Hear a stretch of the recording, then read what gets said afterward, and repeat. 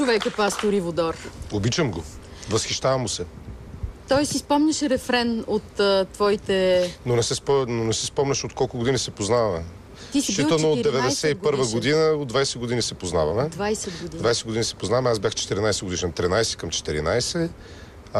Той беше на възрастта, на която е сина му в момента. Много е страшно да срещнеш човек, който без да учи от това, да има тази риторика, т.е. той беше страхотен оратор на онази възраст. Просто се изправяше пред една зала, в която имаше професори, лекари и той успяваше да грабне цялата тази аудитория и да я заведе пред Бога.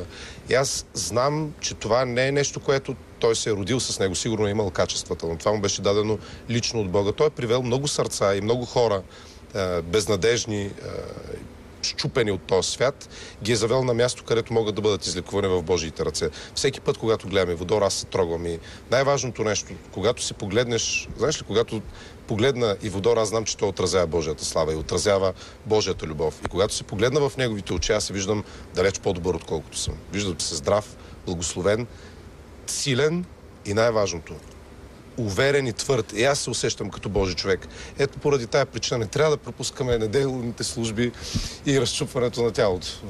Не трябва да ги пропускаме, защото забравяме кои сме.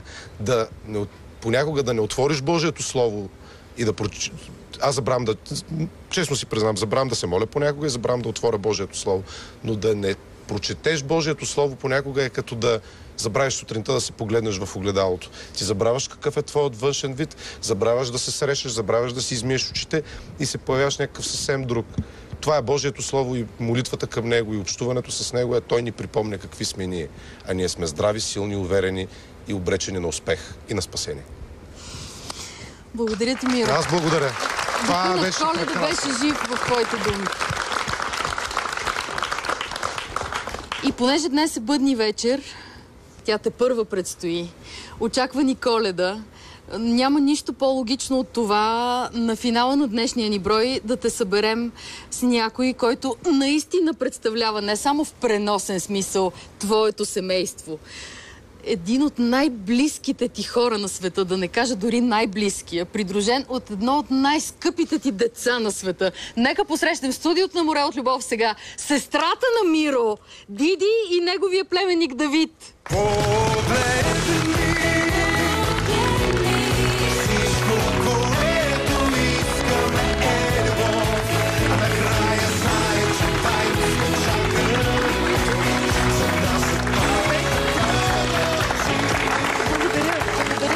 Заповядайте.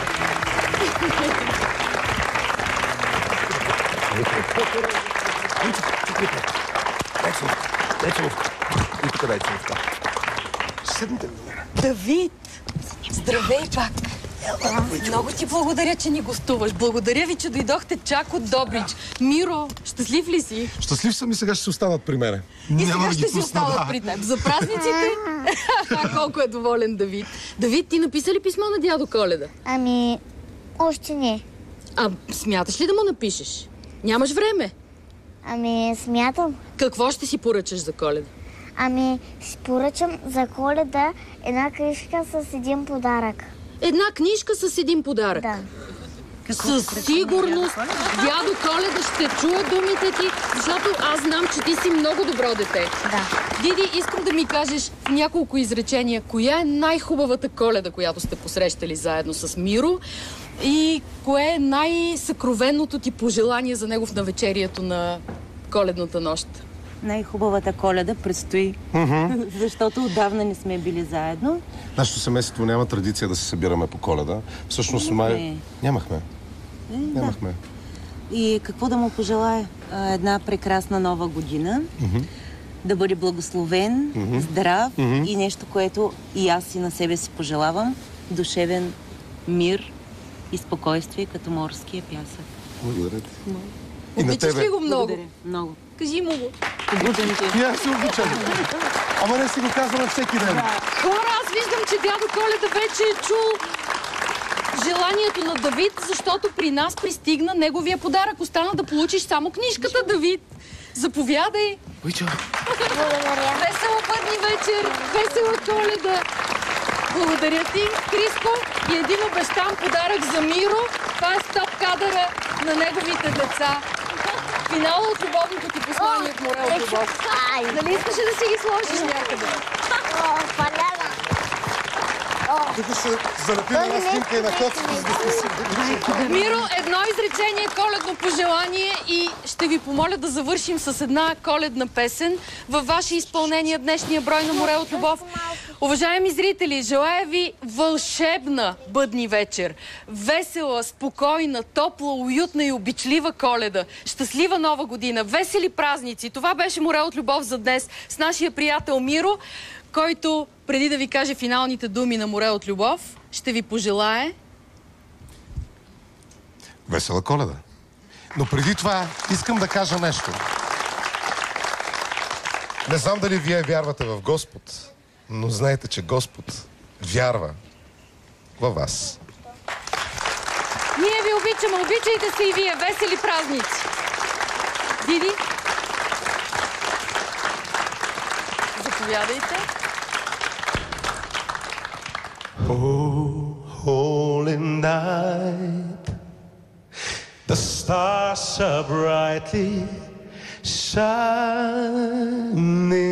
This is the night of my dear Savior's birth. Long lay the world in sin and error pining. It disappeared and the Spirit filled this world. A tree of hope, the weary one rejoices, for yonder breaks a new and glorious morn. Fall